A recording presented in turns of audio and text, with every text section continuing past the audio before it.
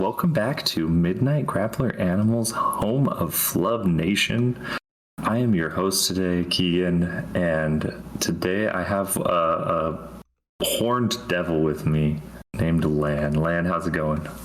That's good. I'm glad that you opted for that instead of how you introduced me during our pornography episodes. Patreon.com/Midnight Grappler Animals. Patreon.com/Midnight Grappler Animals. The synergy is really good. The synergy is really good this episode. The synergy is so good this episode that fans on Facebook are complaining about how synergistic it is. Yeah. We manipulated time and space in order to synergize as well as we possibly could. If you are listening to the Green Arrow episode next week, you'll understand that actually, because we really actually did manipulate everything to make sure this happened. So, we're covering the first season of Netflix's Marvel's The Daredevil series, the first season of it. So 13 episodes, and we will be covering the rest of Daredevil and Defenders across the next 8 weeks.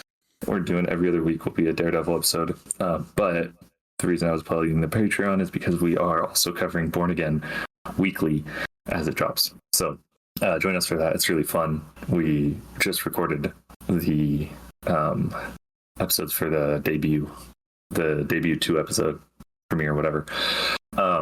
It's super good and really good discussion with Salt.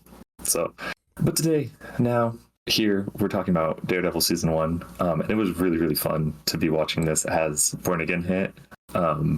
Because it was like, all right, now I know what to kind of compare it against. And Born Again didn't disappoint, but this also didn't disappoint.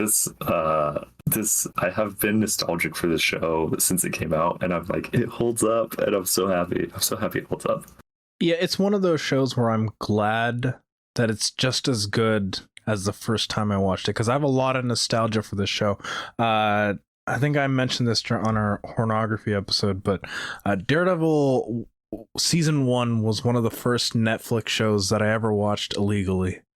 Nice. And I take pride in that because it was this and I think American Vandal. Oh.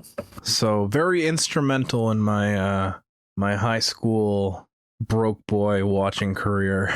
Yeah, no, that rules. I talked about this in the Born Again episode. And like I watched this season. I mean, it came out 2015. I had been married for months, a number of months. God damn, dude. At the time.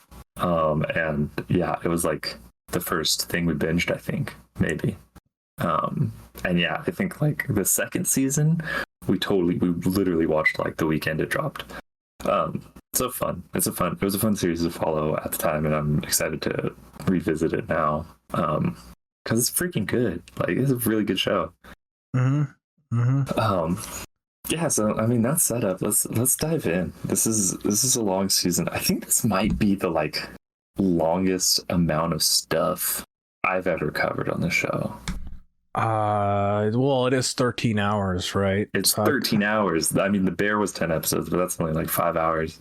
Yeah. Well, I don't think any comic is anywhere near that. No, and you haven't been on for Venom was very long. Oh, yeah, that's true. 35 issues. Venom was very long. Yeah, I mean, but you know, one of those issues takes only like 10 minutes to read max. Yeah. So, you weren't on for any of our Kamen Rider episodes, so yeah, this would be the longest thing because actually it wouldn't be that much longer by long because like I'm pretty sure the average Kamen Rider season is only like 19 hours total. So it's only like a few hours less than that. Yeah, it's pretty close. That's why Salt. Yeah. We had to abandon Salt for this one because he procrastinated too much. Too much. Couldn't catch up. So, yeah. I mean, we'll jump in at episode 1 and then kind of cover things as we go from there. Excellent first episode though. I would put this in my pantheon. Like we had our pilot episode, God knows how long ago. Man, I'm pissed at myself for because I'm pretty sure I was on that episode, and I'm so pissed I didn't mention that episode. This, I didn't think about it, but it also is this sort of thing where it was like this wasn't a pilot. You know, they greenlit a whole season, so they knew their budget for the rest of it. So, and we kind of discussed that in the episode a little bit, but like every first episode is not a pilot. They don't really make pilots anymore. I think Salt like covered that actually really in detail. Yeah. So yeah, it's a great first episode though. Like the opening shots of just the disaster and his dad running around the corner and like panically going, where's my son? Where's my boy? Like I'm pretty sure I heard him scream. It's shot so cool. We talked it's about so this. It's so snappy too. Like the entire thing happens within 2 minutes. You know, the like cuts are so good. Cut to the wide. The cut from him and Matt to the wide of all the drums is like so cool. And yeah, like the energy is just so hectic. His eyesight clouding over, like being represented as like a vignette on the lens. Oh my god. Yeah. Really cool opening. Really like quick and concise too. I'd say that about the entire episode. Like everything moves at a very quick breakneck pace. Like you don't really stay for too long in any scene, and just like the opening sequence of being like, okay, flashback, credits, confessional scene, next scene it's the human trafficking / Turk introduction, and then immediately after that you're back into the next thing, which is like Karen, and then again, like everything moves at such a like snappy pace that you don't even realize that an hour has passed by the time it ends. It goes flashback to the confession, to the doc, then theme song, I think, right? So it's like this is how he got his powers. This is Matt. He's blind, talking to the priest. Now he's using his powers, doing stuff, and it's just like this extreme. It's like an immediate understanding of the character. Yeah, his morals, his tragedy, and like his action, like it's perfect. Like you're introduced to everything in such quick succession. Like his relationship to his faith, his relationship to his father, and also like where he stands in terms of like the kind of justice he doles out. Like all of that I think is within the first 15 minutes of the show. Literally, yeah, I think even less. It's super short. And like I was thinking about this, the All-Star Superman, the 3-panel, four panel, sorry, to get his origin across. I'm like, this is almost like the TV version of that. Like super quick, 3 scenes, boom, you know who this dude is. And it's like, I don't know, as a nerd, I'm like, we don't need origins for most characters. Like, especially I prefer origins later. Like I don't want the origins up front. I want to like understand the character before you can meet the origin, because I'm not really going to care about the origin in the beginning, because like, what does it matter? You know, what is he going to be? That's what actually matters. Is what your story's going to be about. But it's so you want here. Lost, huh? You want Lost, is what you're saying? I don't know. I'm tired of the formula of origins. Is the real thing. Like, sure, Lost is a fine example of what we're talking about, but like if you every time you want to introduce a character, you take like a 4 to 6 issue mini to introduce that character and give me their powers and everything like that. That's stupid. Just tell me superhero It's stories. the Surf Dracula thing, right? Like that's exactly. and that will be like I'll bring that up again in the last episode of this show, because I remember when this initially came out. This was before Surf Dracula had even entered the vernacular. Yeah, before it was codified, right. I remember that being a thing, but like like in terms of an origin, I mean, I would actually push back and say like there really is no real origin. Like you get the accident itself, the explanation, but like him training, even the full extent of his training isn't really seen throughout this first season at all, right? Like we only get the very, very initial stages of it. Yeah. And I mean, talking about origin stuff, the thing is like going into deeper detail is more what I'm talking about. Like all the stick stuff later on in the season is perfectly framed. It's like in the right spot in the season for me to be happy. Right. Like I'm more like Batman Begins, the movie. We've gone past. We're beyond the need for Batman Begins, or even Iron Man. Like Iron Man's cool. Iron Man is a perfectly synchronous machine that tells the exact story it wants to do. And at the time, it was kind of novel, and it kind of. At the time, it was also elevating else. a B tier character to the A tier, right? So, but then it's like, by the time we get to Doctor Strange, I'm very, very tired of that machine that does the same thing every single time. And so it's like, that's what I'm tired of. And Daredevil doesn't do that. Instead of doing an origin, it tells you who he is in 3 scenes. It's perfect. It's like, it's very well executed. We'll talk about Turk again, maybe, or maybe not. I don't know. But we'll talk about Turk when he becomes the most important character in this entire like micro universe. Yeah, but I love that his introduction. He's selling women. Yeah, he's like it's so. Oh my god, it's so weird. Like when you think about it's such a comic thing to do. Right, like you introduce this person as like one of the lowest of the low, like actual scum of the earth, and then like 3 seasons later, everyone's like, "Oh, it's Turk, our good friend Turk." You know, it's fine. He only tried to sell those women that one time and not 2 times, and that I mean, whatever. He moved on to guns. You know, as long as it's guns, weapons, whatever. You know, it's really easy to sell guns in America. We don't talk about it enough. But yeah, so like introduction, very cool fight scene, cool introduction to like him using his powers, using his hearing, blah blah blah, whatever. Then what we get him and Foggy in the you get the office, little right? bit with you get a little bit of right because they carry the scene. No, because what happens? What happens was it's the open house scene. Yeah. Right, where you get to see Matt in his day-to-day as a lawyer, right? And then after that, you get your trick. Blind jokes. Oh, so good. And also Foggy just being like, I don't know how he knows they're pretty. It's really good. Really good. Perfect introduction to that pair as well. Just like they're very funny. They work perfectly together.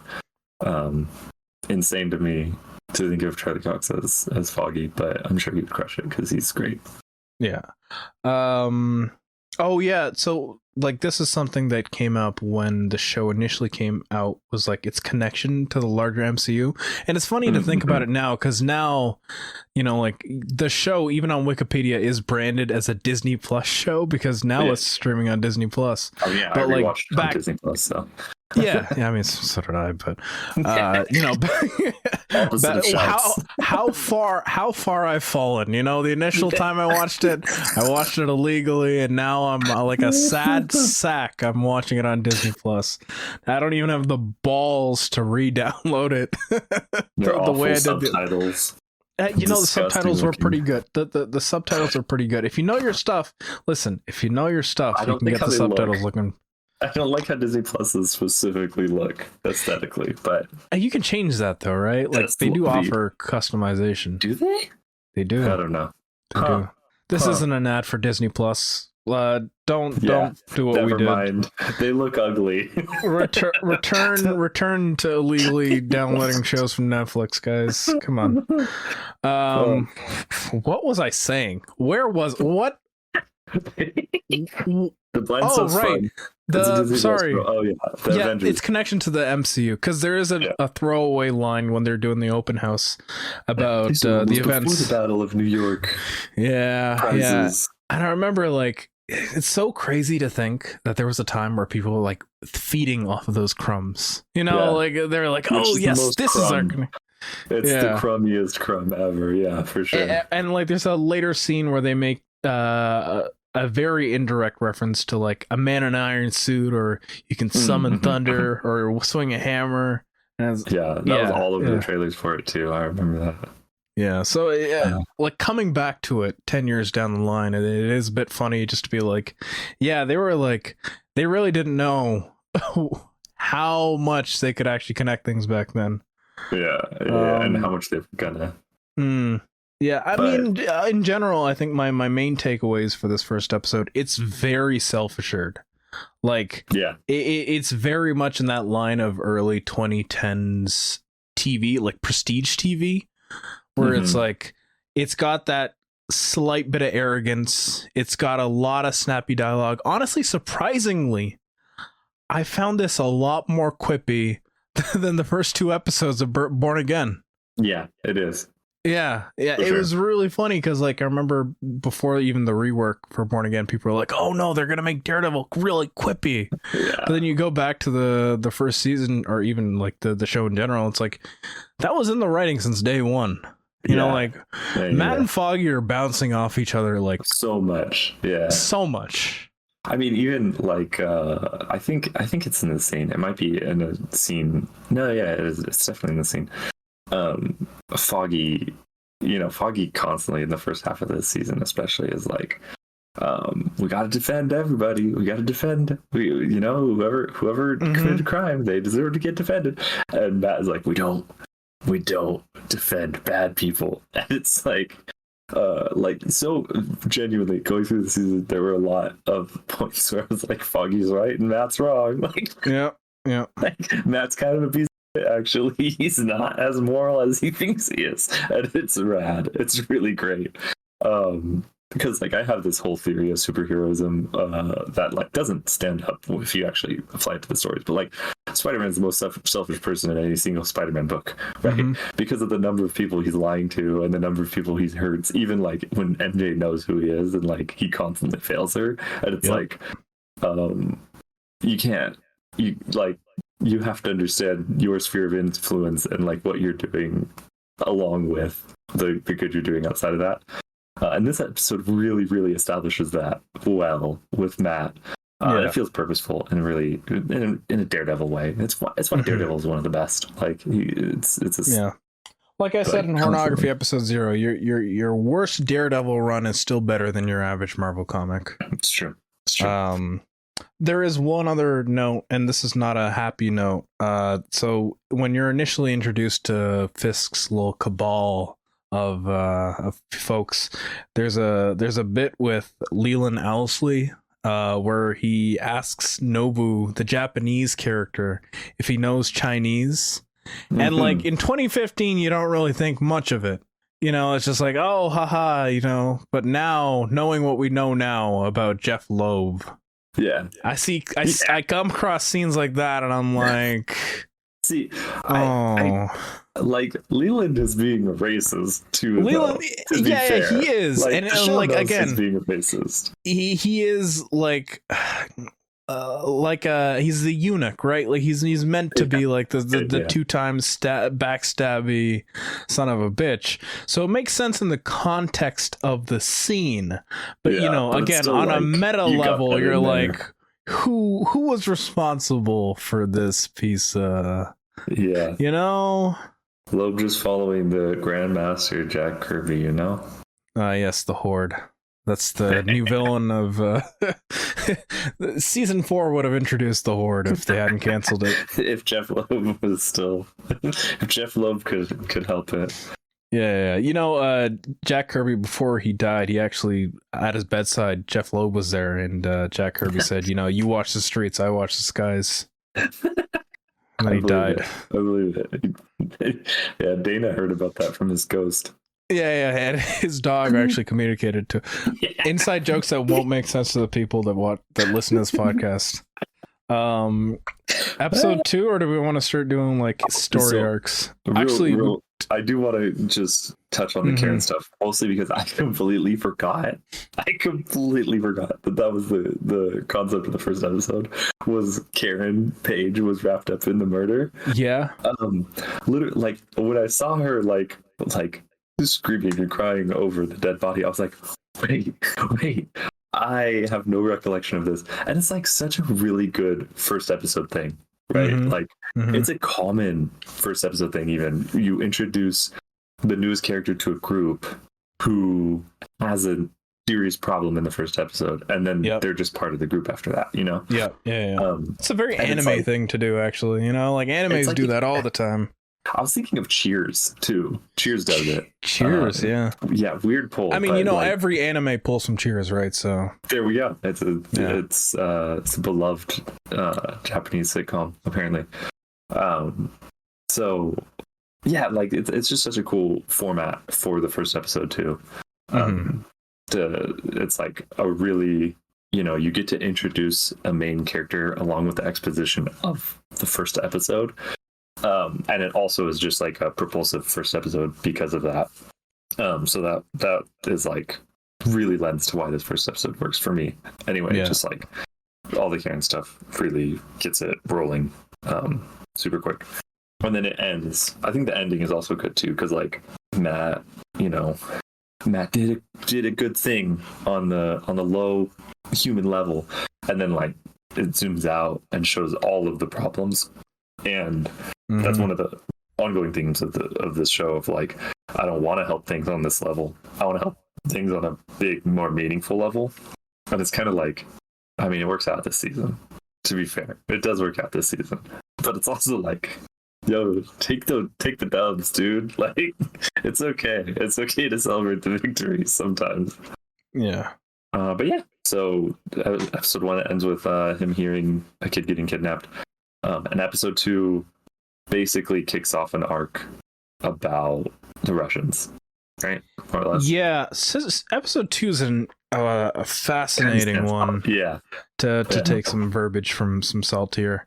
It's fascinating because I forgot that this was the episode that hosts the hallway fight. The one that everyone talks about online, the hallway fight. I forgot that was this episode. Yeah, it's crazy that it's episode 2. Yeah, and then you have all the stuff with Claire Temple, and I forgot Rosario Dawson was in this show, and I kind of did too. I mean, I remembered it, but I forgot she was in it so early. I think that's what it was. Like I thought she was like a season 2 introduction. Okay. Or like late season 1, early season 2. She's also kind of a Coulson, right? Because like she's a main character in Luke Cage. So yeah, and I think she does show up. From what I've been told, because I haven't actually seen Iron Fist season 1, I think she is in the first season there too. Nice. The Coulsons of this micro universe of shows is really interesting.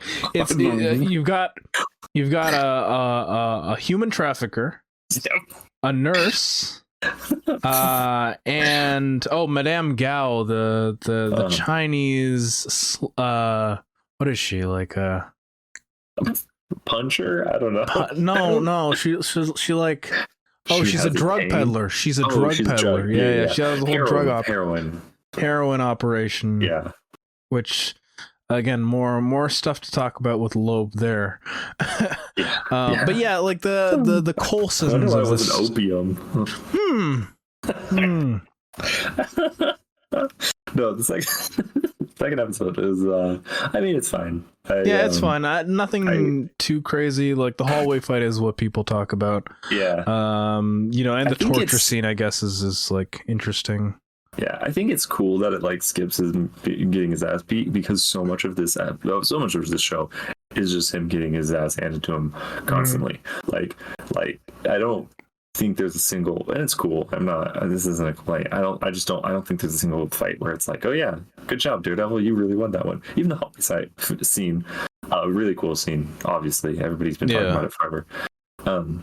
I particularly really like how it like establishes the whole space before Matt even shows up. Yeah. It's smart. It's good.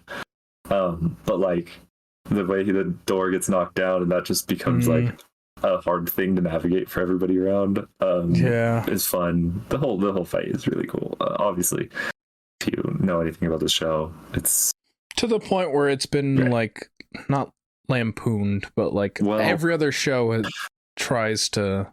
The Russos made a whole show, produced a whole movie that was done in one shot, and I feel like part of it was because of Daredevil. Was that the Gray Man? No, they produced it. They didn't direct it. It's the Chris Hemsworth one. Oh, Extraction. Extraction. Yeah. There's a really cool one in that though. Okay. Anyway. I mean, not a whole lot on the second episode, except for that it establishes the Russian arc, which is really good until I got bored with it. Is how I'll put it. Because, like, he starts fighting the Russians here, and the first hints at the Russian, like the Russian stuff doesn't start until they're in that first meeting, you know. Yeah, and it's, but like it doesn't Russians are gonna really be- kick into full gear until the fourth episode. Like 2 and 3 is like building up to him like encountering the Russians, right? Yeah, that's true. That's true. But it starts getting established in 2. Yeah. Much like all the Fisk stuff, right? Like the build up towards the actual like reveal. Happens. For sure. Yeah, you're right. The first 3 episodes are kind of more. I mean, even I put this note. This just feels like a weekly superhero series. Like those first 3 episodes just feel like. The third episode, especially because I didn't realize this until I reread my notes. I wrote interesting move to shift Nelson and Murdoch having to defend someone guilty in just the 3rd issue. Instead of episode. Yeah. Well, no, the 3rd is fun though. The 3rd is really fun. I love it. Listen, 3rd is like top 5 episodes or top 5 episodes of the season for me. It's really like it really is like a masterclass in like how to like structure an episode. It's almost like a Better Call Saul episode, like even in presentation, because it's like it's a legal drama first before anything else. And then like you get the Matt doing detective work stuff, which is super fun. Like Matt doing detective work as Daredevil for his case, before and after. Plus the bowling ball, like it just rules so much. Him just walking into the bowling alley and killing the dude with the bowling ball is crazy. The flashback is it's great. So good. Also, in terms of I hate that Salt's not on this episode because Salt really would be great here. There's a lot of fantastic split diopter shots in this episode, especially during the court scene. Oh my god! Like, we haven't talked about it too much, but like, this is a very beautifully shot show for the most part. It like, especially in the first 3 episodes, like, there's a lot of focus on setting up like really, really beautiful shots. Yeah, the court scene is so good. It's so good looking. And is like when he's making his final case, like when he's making his closing statement. Oh my lord, just beautiful. This is also where we first get Urich too. Like up until now, you know, like at the end of the first episode, he delivers the package to Ben Urich, but this is the first time where we really see Urich in action. And I like felt my way through Urich this time around because 2015, you know, watching the show, I think Ben Urich was like one of the first times I remember, you know, because I was on the internet more. I like wasn't toxically on like I am now, but it was like the first time I was conscious of like a black character getting killed and it being like a thing of you just chose to kill the black guy, right? Like there's not a strong argument for actually killing him or not.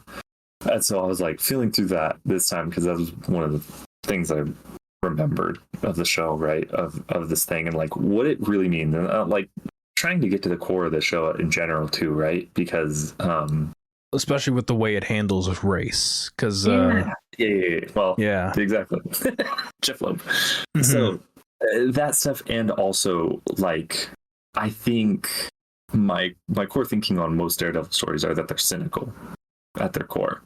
And so like even early on in this episode, like you know, you rich, I get my note was I get why they do the hero journalist. Might have been cool to do something different though, just a different place culturally. And like I think I'm wrong. I think now at the end, like having watched the whole thing, I think I'm wrong about that. And it specifically has to do with the optimism cynicism thing that like makes more sense later on in the show.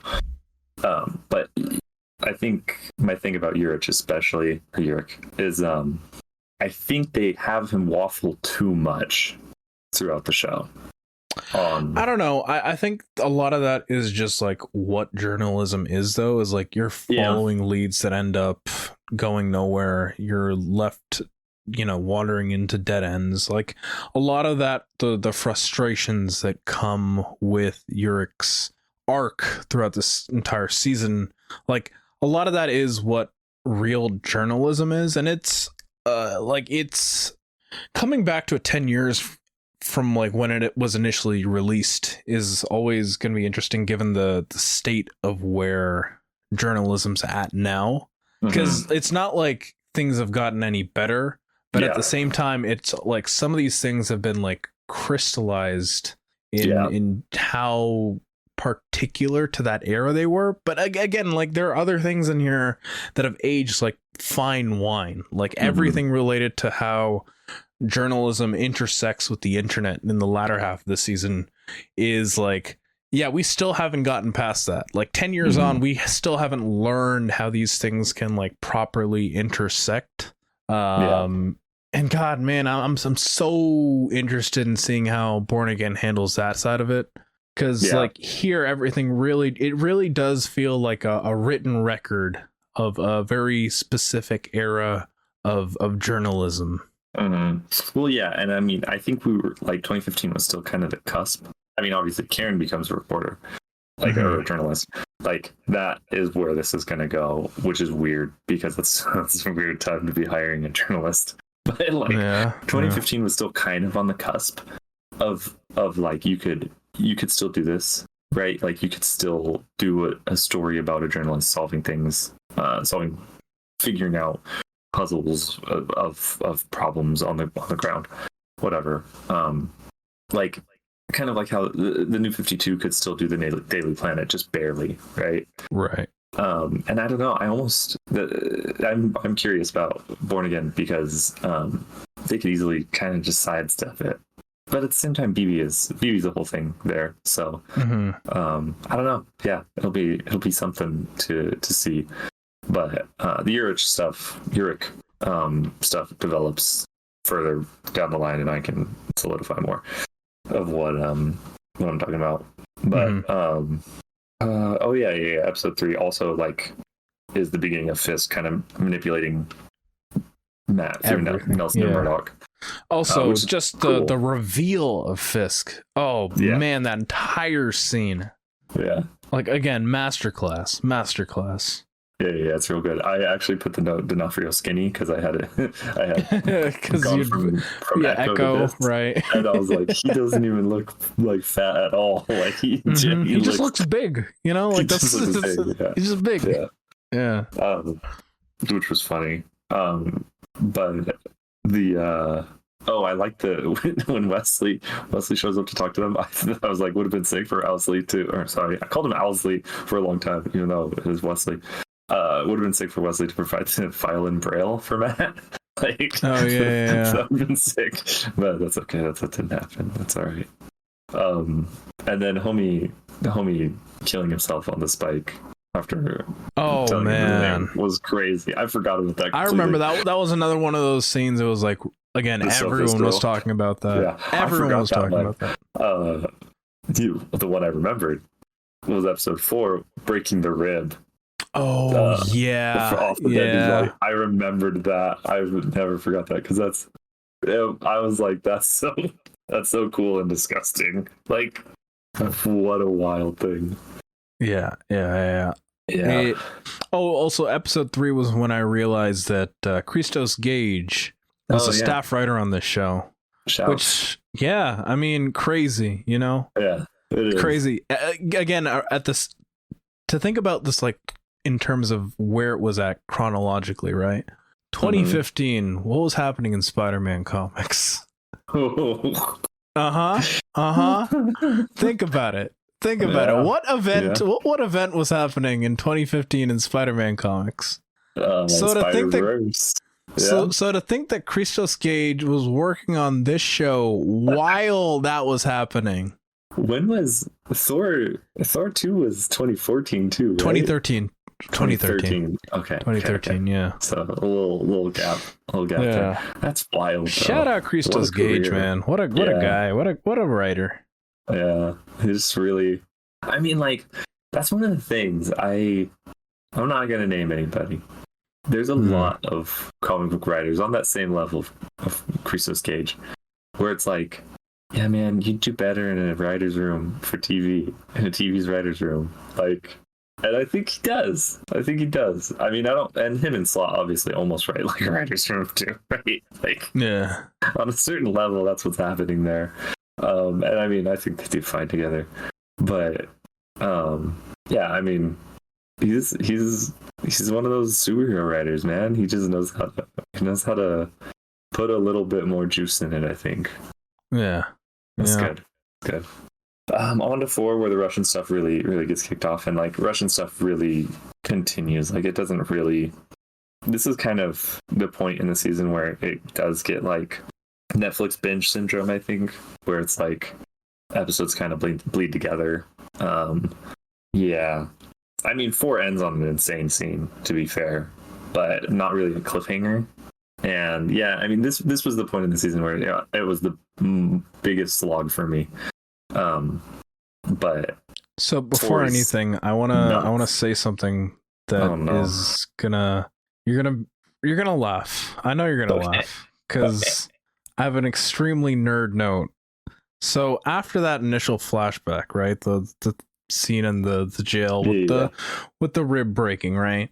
There's a title card that they use to transition to the present day stuff. And my first note for this episode is that I recognize the font that they used for the title card, because it's a very particular font. It's Futura BT Extra Black Condensed Italic. And I remember it specifically because around that time I loved using that font in Photoshop. I would use it in everything. That's wild. So that was my first note for this episode. Yeah, that's incredible. Oh my goodness. You just identify them fonts. What a powerful mind you have. Yeah, that's something. That's something. I don't know if I'm allowed to say it. It's not an official diagnosis, but yeah, it's not an official diagnosis. I'm not a doctor. I haven't seen a doctor. I'm just saying. I'm just saying the symptoms are there. The symptoms are there. I can identify them really quickly. The internet tests are pretty conclusive, but the hyperfixations are there. You know, yeah. I'm just saying. That's crazy. The social skills. Trust me. Yeah. Trust me. You know, I prefer internet strangers. I don't know why. I don't know. I've never met Keigen IRL. You know, so that's pretty odd. Pretty odd. This one really shows what a soft boy Wilson Fisk is.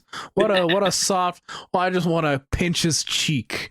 You know, like when he's fumbling his way around Vanessa, and I'm like, oh, you little scamp. I'm not gonna pay attention to what you're about to do later in this episode. You little I believe Fisk is altruistic for some reason, but he is lying. That's one note. That's one of mine for this episode. So basically the same end result.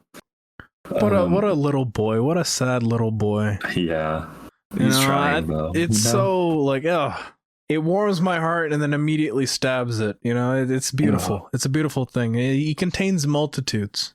That's true. What a performance.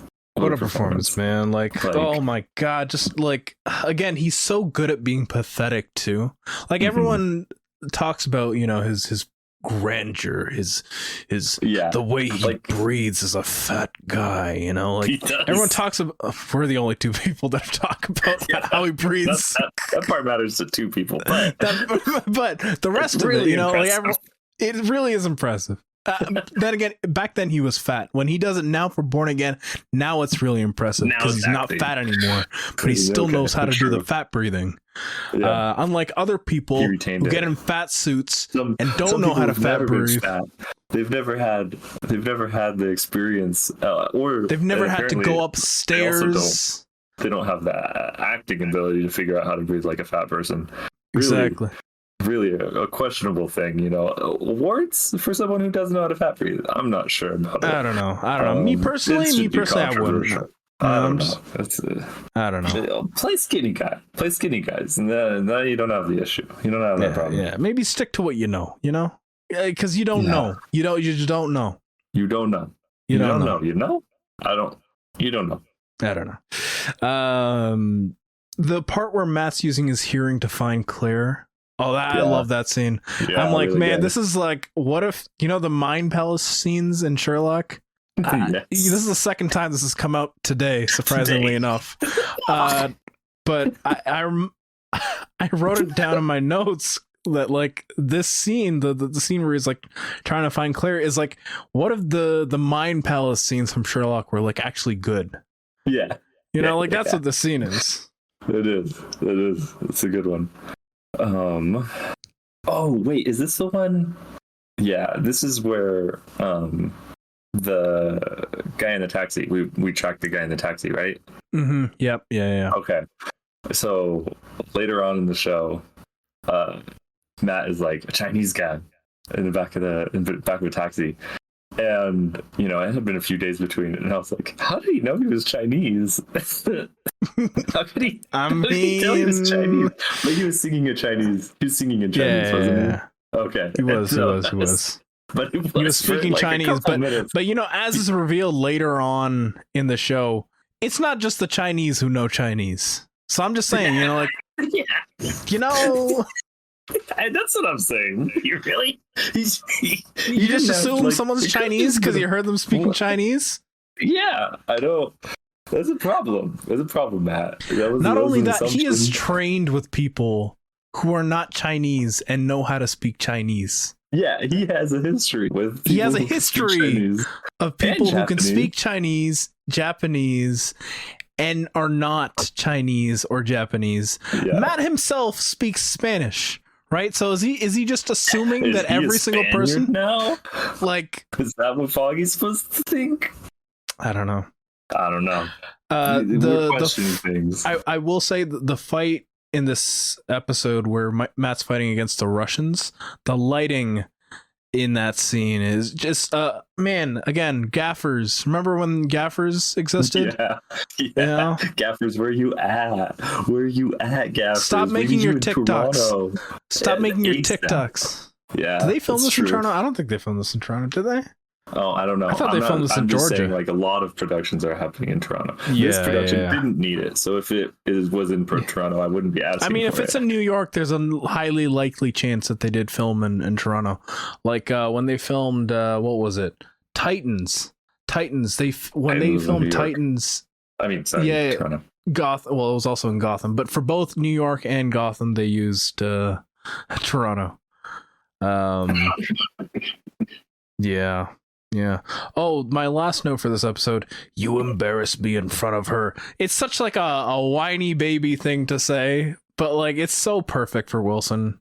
Like it's the kind of thing that makes me call him Wilson instead of Fisk. You know, I hear the line, you embarrassed me in front of her. The first thing I think, oh, Wilson said that, not Fisk. Yeah. Little ball man, you know? Yeah. Call him basketball. Little baby boy Wilson. Lil Willie. Yeah. He deserves that. Oh. I mean, damn. The sound of your voice in that damn was really good. I think you got him. You got this. The Carter beheading is. Oh yeah. Is nuts. It's. It'll never leave me. Like the puddles. Oh, it's crazy. Mm-hmm. And it's really... just like you hear, so when he's doing it, the first few don't do anything, you hear the squelching, and then like the third or fourth hit is the one that like gets blood on Wesley for the first time. And then after that, you're like, you don't realize the extent of it until the body falls on the ground and you see underneath the car and you see like, oh yeah, there's no head. Yeah, also, it never connected. Like I never connected because we're recording this after the first few episodes of Born Again came out. When they're talking about Fisk crushing a guy's head during the campaign in episode 1 of Born Again, I didn't make the connection that they were referring to this. Like, I'm like, wait, was there a scene in season 3 that I'm forgetting about? But no, it was literally this scene. Yeah, that's crazy. It's like literally unforgettable. Good job. But at the same time, it also feels like an average Thursday for Fisk, right? Like a little bit. I think that's the way that it's shot. You know, like to us, it's like this crazy thing. But to Fisk, it's a Wednesday. To Wesley, especially, where it was just like, Oh, he's doing the thing. I do think, we talked about this a little bit in the chat. Like, and I don't know, now talking about it, I maybe like it more, actually. Talking about his rise throughout the season, because they're parallels. They're Matt and Kingpin are both rising at the same time. But the thing is, like, it feels like the show is introducing us also at the time when both of them are at their most unhinged. Like, whatever things are happening in both of their lives have finally set them off the deep end to do and be insane people at this point. And so as much as it is normal, it also is like, I do feel like it's insanely violent. It's particularly violent. And like, it's cool. It's one of the first few things we see him actually do besides flirt with Vanessa. And so like, it's cool. It's the first time we actually see like Fisk as a true, like, again, violent force. Because even up until that point, like, he's doing everything by proxy. He gets guys to kill other guys, like everything we see of him as a businessman, a ruthless crime kingpin. But that was the first time we really see what he's capable of. And it was like, we knew this guy as a boss too. So like, he's doing things that, again, this is particularly unhinged. Normally he would probably just kill a cop or something like that. Right. But at this point, it's like, no, he's killing somebody who's at least almost on his level. Yeah. So nuts, very crazy. Then we go into episode 5 where the body's found and things escalate, basically. Matt that's kind of all it is absolutely here, right? Well, Matt's absolutely cooked, but Claire saves the day once again.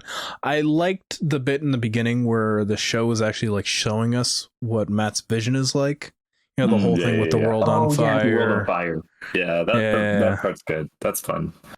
There's a bunch of good like camera shots in this episode. Like I think it's near the end where you have the pivoting camera as all the action's happening around. So like the camera is like positioned within the taxi itself, and like everything's happening around it. And again, like the amount of choreo that you have to work out for everything to work so perfectly there. Very good, because it's not like it's a fast pivot either. It's like a very slow turn around. Yeah. One of my notes was I would also make a lot of headless jokes if I found out my partner beheaded somebody, because Leland kept saying that. Like, what a character, man. Like I love Leland. Just what a Bob Gunton is so good. He's so good as like he's the perfect comic relief, but he's also like the perfect conniving I use this term in our pornography episode, eunuch. The kind of ballsless man that's always plotting to take out the leader. Yeah. And I mean, also, he's just like, later on, it's not even about like taking out, but just protecting himself. And like, really, I just want us to, he's just like a disgusting board member is what he is. Like, I want line on graph to go up. Like, I don't, whatever. Everything else is. Maybe he is just a stand-in for Jeff Loeb. Maybe. Like I was thinking about fun. That, like, the like very like vaguely racist the very racist comments against the Asian characters, right? Like him not realizing, like when skipping ahead here a bit, when Gao says she's going back home, and he's like, "Oh, we're home, China."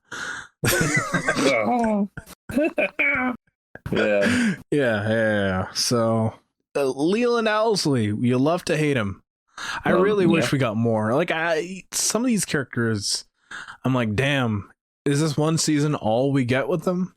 Yeah, him especially is the kind of thing where it's like, man, I'm stuck with Gao for like 3 seasons, but Leland had to go. Yeah, it's messed up. Yeah. I do think it's retroactively funny that Fisk knows Japanese and Chinese, but he never learned ASL for Maya. It's like, that's pretty funny. Like, this dude's already a polyglot, but he refuses to learn ASL, which is just English. You're just moving your hand to speak it. That's pretty good. That's pretty funny. Yeah, I mean, episode 5 really goes crazy at the end with you know, a real confrontation. You know, cops going after Daredevil is always fun. Cops going after a superhero is always fun. Yeah. Which leads us right into 6, where the warehouse episode, or what I would call this the ACAB episode, honestly, because like it is there's not even a single good cop in this episode. Yeah, I don't think Brett shows up in this episode, so you can't even make the case that like I do. my problem with that is I don't think the show does enough. So like there's the one cop who he corners, right? And he's like, tell them everything's fine or whatever. And he gives them their location, right? Yeah. And like, also, it's really funny that he falls for that trick twice in the same episode. Funny. It's really good. It's really, really funny. Too trusting that. Mm-hmm. But like my problem with that is the show is always talking about like the system and trusting the system and using the system for good. And so like it's very easy to look at that and be like, well, the cop was like, he's faced with a maybe evil guy in a mask, like being told what to do.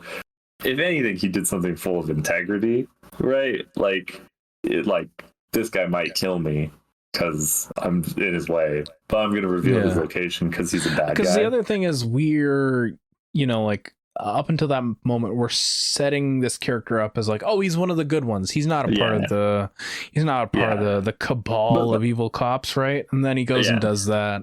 Yeah, I mean, he's untrustworthy from the protagonist perspective.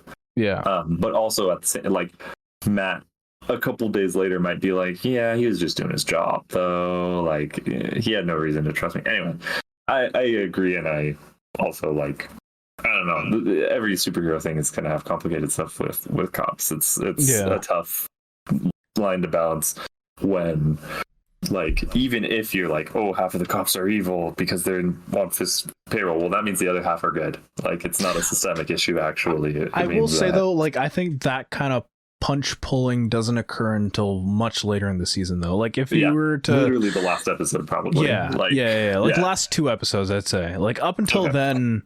Because, like, I think 12 is when they start making moves on Hoffman. But like up until that moment, like up until this moment in episode 6, like we realize that Hoffman and Blake are corrupt, right? You know, the entire force, well, not the entire force, but like a large part of the force, maybe even a majority of the force is under Fisk's command, right? Not even the people that we perceive to be as quote unquote good cops are doing things that are good, you know, by way of like helping Matt, right? So at this point, like it really is like Matt against the cops. But yeah, like it does soften up later in the season. Yeah. Okay, so this is, again, I'm going to save the city on a scale that matters. You know, this is the whole thing of questionable. But this next quote I have is another, like, kind of one of my bigger things with the season, my bigger things anyway about it, especially watching it again. Especially watching it post Endgame, I think, is a big part of this. Which Foggy says, guys who wear masks generally have something to hide. And I just put, Foggy, you live in Avengers. Like, I don't, like... Well, you know, he also did live through I Am Iron Man, right? So... Which, like, and I think that's a complicated thing in the MCU, and it's something that I mentioned this with you and Salt, that, in the chat. Like... Matt and Foggy are the exact people I expect to have a lot of opinions on that stuff. Right. That wouldn't just be something that he would say concisely with guys who wear masks generally have something to hide, right? Like, these guys would have opinions on Captain America and Iron Man and Black Widow, right? Like, legal opinions on that stuff, too. Like should Black Widow be forgiven? Especially, like, you know, I mean, even just the fact that we've got, like, a Russian...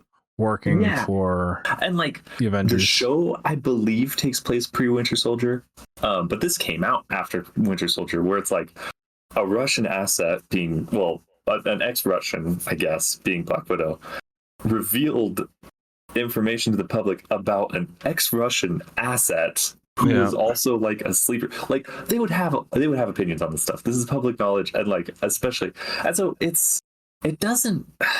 I don't know. Like this stuff, especially from Foggy, again, being the person that he is, I think because of the superhero stuff that I know exists in his world, he would have more nuanced or like more curiosity, I think.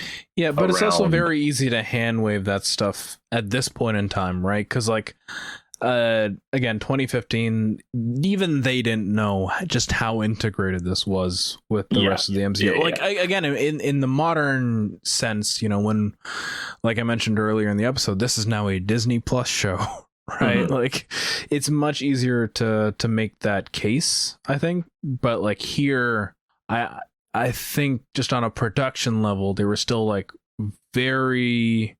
They were separate. They were or at the very least on the fence, I'd say. Yeah. About committing to that stuff. I just think like, and it's fine. I think ultimately, I think similarly to Salt on a lot of the stuff where it's like, ultimately, I think the distance is better for the show, but also on a character level, I think it's worse because again, particularly Foggy, because of the tension between his opinion on Daredevil and Daredevil in actuality, like. Right. I think it would be like, it's really good. Like we'll probably talk a lot about the Nelson v. Murdoch episode, and like that stuff is really good, and that betrayal is really good. And I think there would be maybe a little more depth to it if he had actual, like, I believe his opinions on the superhero stuff versus like they didn't even think about it. So I don't know. That's just shallow in a way that's fine. And works and isn't like a detriment, but it's still something that sticks out to me. Yeah, and yeah, a lot of talky in this one. A lot of talking about a lot of yapping. Honestly, we were talking about this in relation to Born Again because I think it was the showrunner of Born Again that was saying like you know, like the original show at its worst was when it was just two people talking about what it means to be a hero. Like, yeah, there's definitely some of that in this season. It like gradually starts increasing as the season. Like I'm partway through season 2 at this point, and you know, like I'm starting to see it more and more and more. Yeah. This episode, I think 2, like 5 was a slog to me too. So like 6 being like, okay, this is cool, you know, it's funny with the cop, it's funny, like everything with whatever Russian brother it was cool, the carterization was cool, but also it was like the vast majority of it was Matt trying to figure out his way out of a box, and like, which I like that part. I like that part because it was like it up until this moment, it's like Matt trying to very bullheadedly go at Fisk, right? Like, oh, I'm gonna fix things. I'm gonna, take the city head on. And this time, everything's coming crashing down on him. And like again, with this ending with the cop killings and also the bombings, right? Like this sets up the latter half of the season. Yeah, where it's totally. Like everyone versus Matt Murdock at that point. Yeah. Yeah, and in a lot of ways, it feels like they're trying to find their way to a mid-season finale kind of thing. Yeah. Just like that more traditional structure. And so I get it. I also think they kind of fabricated the same thing that happens with 22 episode television shows where it's like that bit between like the first quarter and the mid-season are almost always where all the bad episodes are. It's typically, it's not the back half of the season. Like once the mid-season finale happens, it's normally like, maybe that gets dissolved really quickly, but you have your end game in focus and you're sprinting toward it, which basically happens here, more or less. So yeah, it's fine. It's in a lot of ways it feels like a real TV show because of that. So it's not all bad. Next season or next episode is the introduction of Stick. Okay, so this is where I have to flip over my trap card and say that I lied to you, because when we were talking about this in our group chat, I was saying like Stick episode, man, that Stick episode, because I'm not a fan of the hand stuff in these shows. And you're like, oh, you hated the Stick episode. I'm like, Stick episode is one of my top 5 episodes of the season, and it's not number 5. I lied. Is I it number lied. 5? Or It's not not number, even know? I don't even know, because like I was looking at my notes for this episode again, and like my third note is I don't think this episode's edited very well. And I specifically note like some of the back and forth dialogue shots, Owlsley tasing Matt, like them on the bench. Yeah, it's a fine episode. Yeah, no. I mean, I did take more notes on this one. I think the opening scene captured my attention better. The staircase shot. Oh yeah, everything. Like, oh my god, dope. yeah, everything with Stick hunting down that man is fantastic. Like I love the Stick of this episode. You know, like it's again, this is the only episode where Stick shows up. It's like the perfect like, oh, we're taking a break from everything that happened up. It feels like the episode back after a break too. Like kind of reintroduces the stuff. It's kind of a bit of a reset. Like okay, now we're shifting focus a little bit, and then also like you can completely forget about the like main stuff of this episode because well whatever it's not really that important to the overall plot. Yeah, it's just like it's a like again it's a side quest in the grand scheme of everything happening. Stick comes in is like, hey Matt, I know we haven't talked in like 20 years but I need your help with something. You want to come help me real quick? Matt's like, damn, I can't believe you crushed my friendship bracelet, but sure. Yeah, but we can't kill anyone. And then Stick does a wink, wink, nudge, nudge, which Matt can't see. But like he knows. he knows. They're homies like that. He knows what's happening. Yeah, their fight is cool though. Yeah, like, Scott Glenn is fantastic as Stick. Like no matter such a good grumpy old man. Yeah, like it doesn't matter where Stick as a character goes. Like he's so good as Stick. Yeah. I think I'll just read a couple notes if it turns into anything, whatever. Sometimes you need a stick to set you right. You need someone to be a little mean to make you be miserable in a new way. And like I also, discipline over motivation is like a big thing there. That's just like, yeah. Sometimes you need a stick to teach you teach you discipline. Like sometimes you just need to do something over and over. All that, all the emotions of the last fight are really good, and I think they set up Nelson v. Murdoch, eventually really well too. Like where it's like I think Nelson v. Murdoch is one of the best set up things in this season. Like the way it's just like it not just built up, but like comes crashing down immediately because like it happens at the worst point. Like and I don't mean like worst point in like a qualitative sense. Like no, it is like the worst point for Matt for that to happen to Matt and for Foggy and for Foggy. Because like it's right after the episode where all the stuff with Cardenas comes to a crash too, right? But we're getting a bit ahead of ourselves. Stick. Yeah.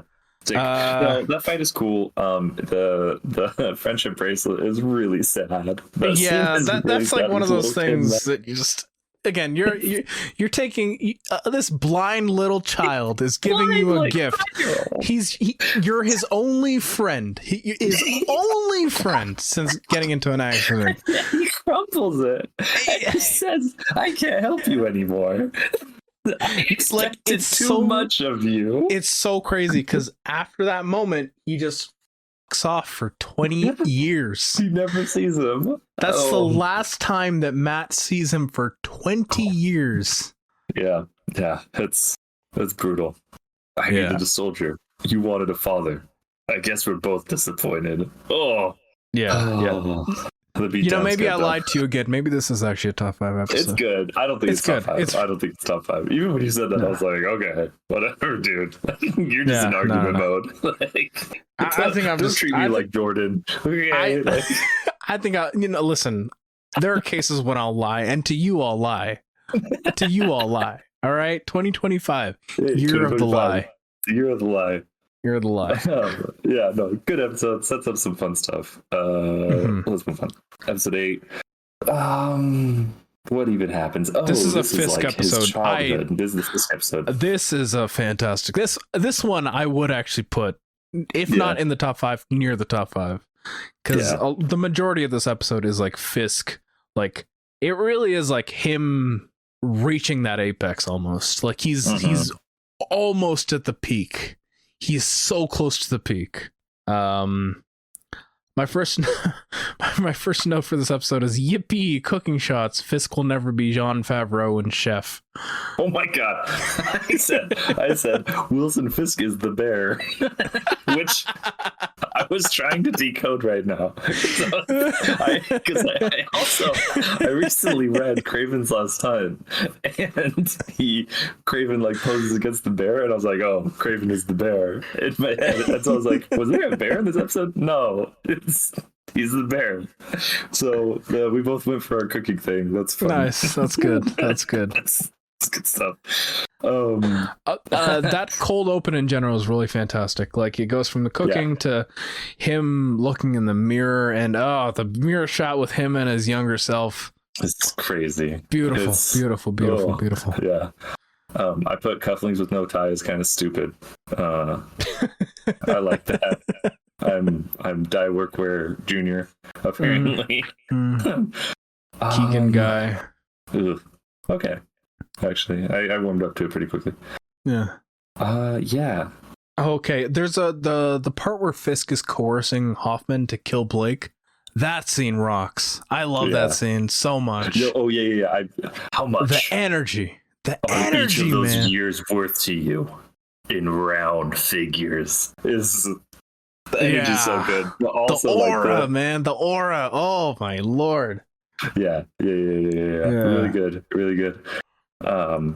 It's still kind of just a vibes episode though, mostly, right? There is the part where Fisk talks to Gowan both Chinese and Japanese. Funny. That happens this episode.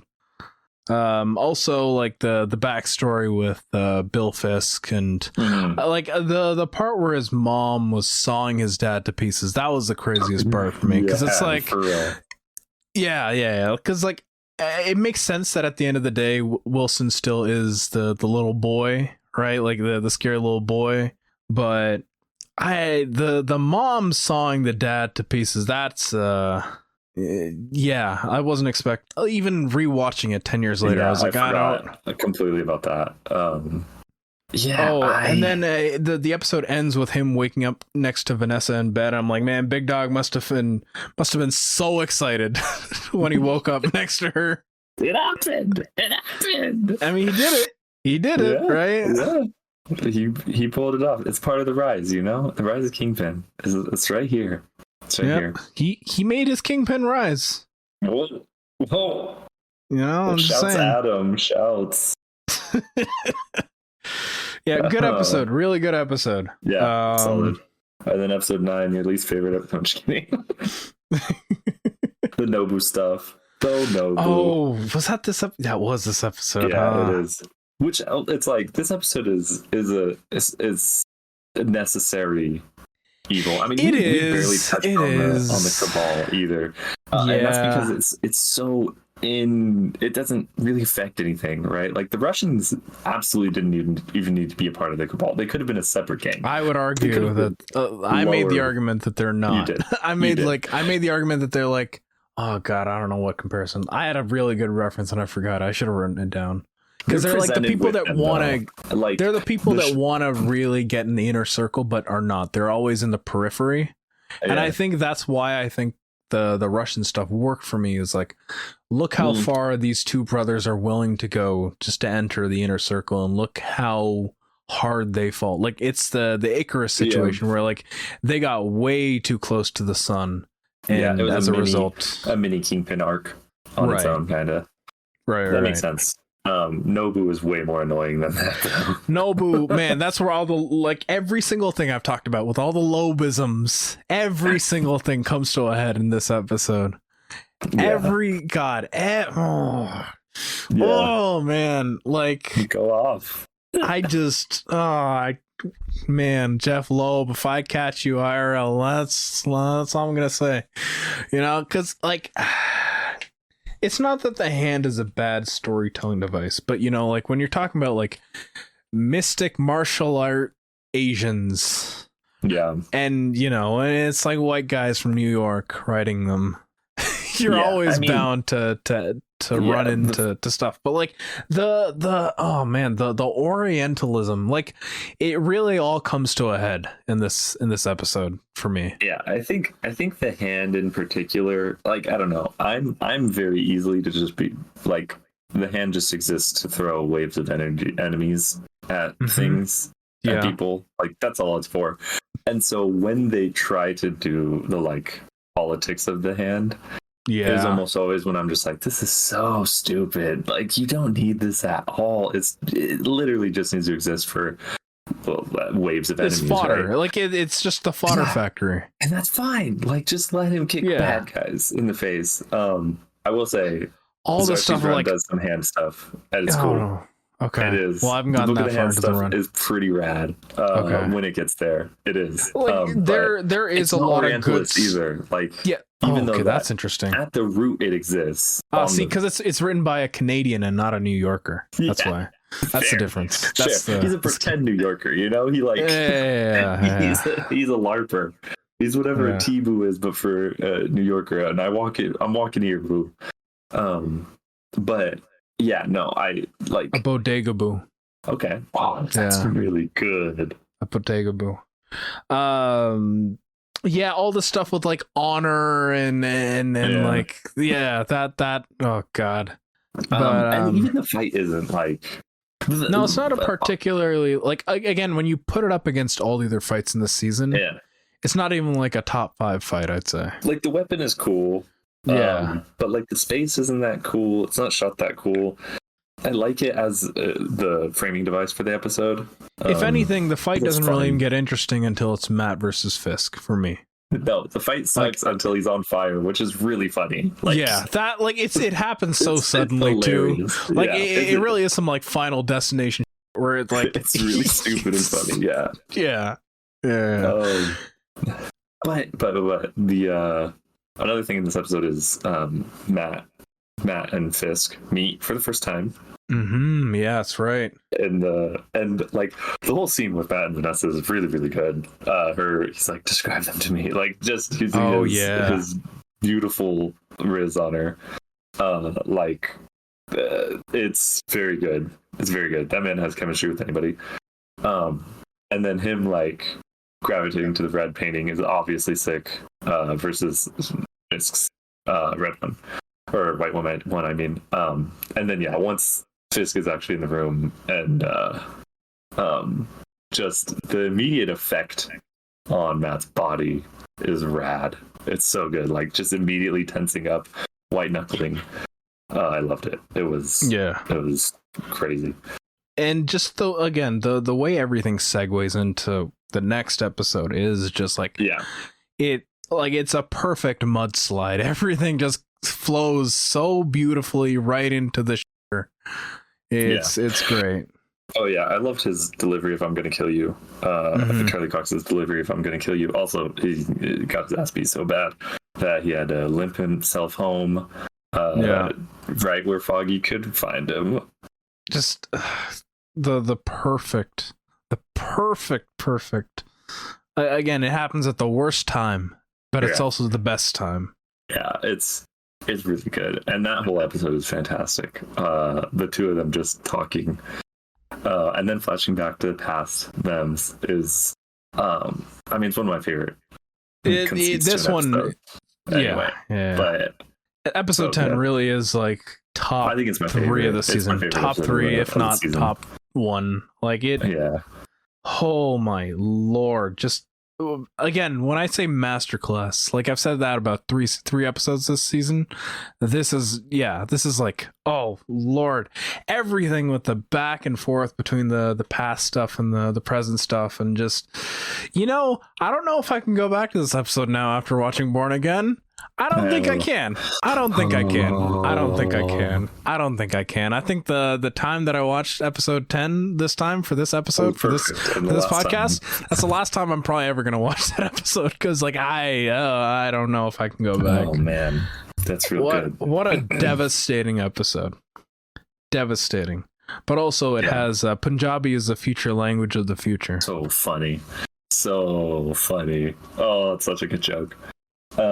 This episode also, apart from the very, very good Matt and Foggy stuff, has a little bit of Ben stuff that and a little bit of Fisk stuff too. Yeah. I only know this because I have a note where I said that Gal and Fisk are talking on the same rooftop that Spider-Man took MJ to in Spider-Man 1. That's awesome. Again, it's the same with the font all over again. Yeah. No, that's really good. My note about Ben is punished for doing the right thing. No, wait, for not doing the right thing, which is, this is part of the waffling where he it's a quick scene and he is like, Karen, I'm not doing this. This is getting too dangerous or something along those lines. And I think there's a scene back at his office too, where it's like, you need to turn in a thing or something like that. I can't remember exactly what he was that this episode? For. I don't remember. I can't remember, but this was where like the Uric stuff is kind of starting to take shape for me, because again, I was like coming at this from like cynicism more, right? Because I remember his death pre-rewatch.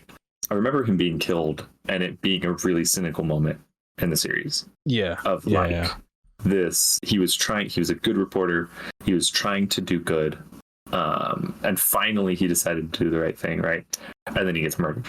Yeah. And like, so this, him being punished for not doing the right thing is contrary to that, right? Like, if you're punished for doing good, that's cynicism, but if you're punished for doing bad, that's basically optimism, right? Yeah. So, and it's funny because like every other time it's happened, like it's not just with the Uric stuff, right? Like when Matt says don't get involved, don't get more involved, and the person gets more involved, like everything with Foggy and Cardenas. Like after Cardenas dies, Foggy's like, damn, I should have listened to Matt, Matt was right, we shouldn't have gotten further with this.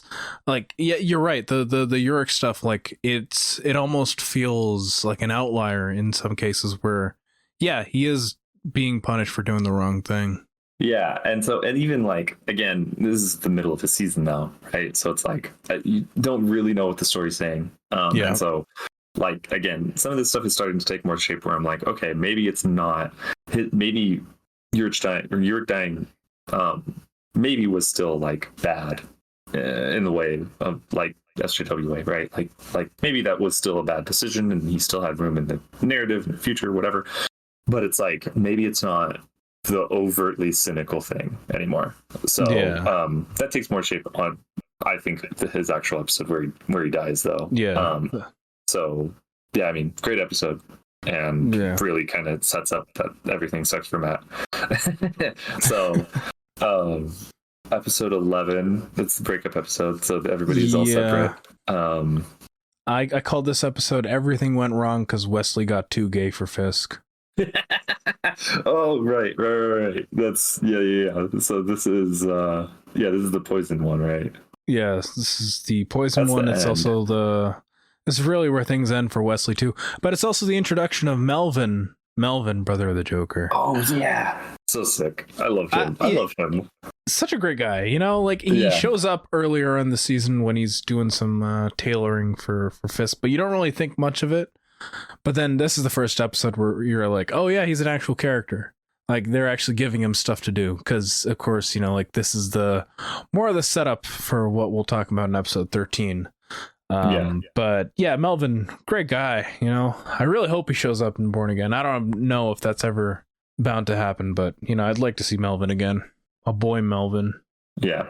No, that fight is really good. I think it's one of my favorite fights. It's super brutal. Again, like I don't think there's a single easy fight for Matt, especially because he's like barely being held together at this point in the series. Like I think there's a visit from Claire before he goes there.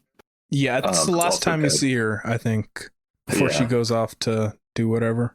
Yeah. And so like everything leading up to the fight is cool too. Like the PTSD has him too shook to meditate. Like truly, he got his ass beat by Fisk. Like he is having dreams about it. He is unwell. And so she comes by, fixes him up. Got a solid. She has a solid quote about the martyrs. The martyr quote is cool. One thing I remember with martyrs. saints and saviors, they all ended up bloody. Which like this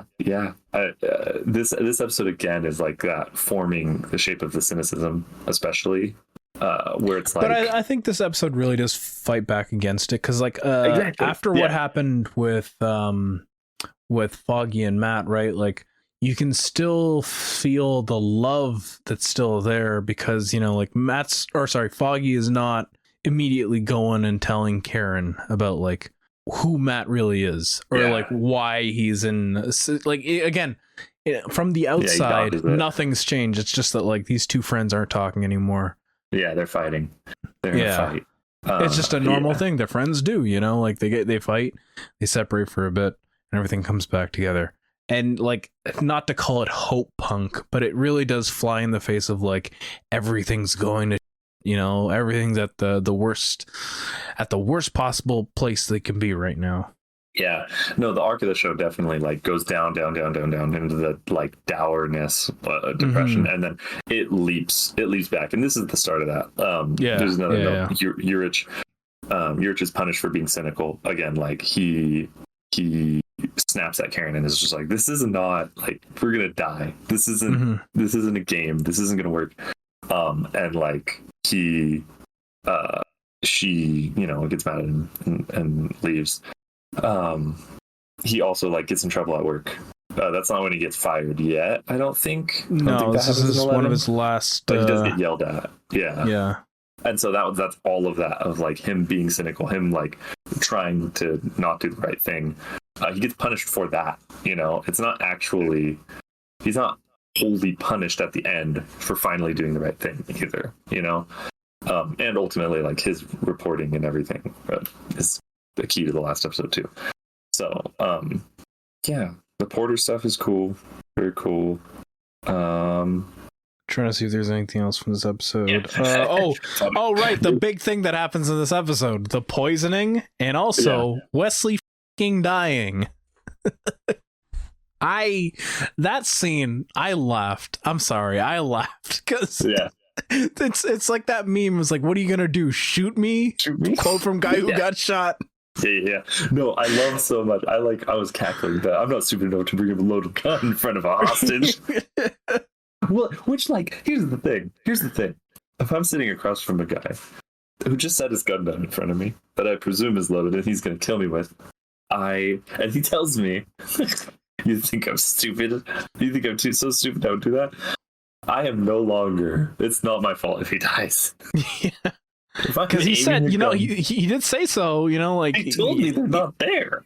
Like, you know, again, if it really is the case that it wasn't loaded, then we have no problem. You know, I'm going to shoot you. You're not going to die and you can kill me, whatever. But I might as well take the chance. Yeah, totally. There's no problems there. Karen did nothing wrong. Valid crash out.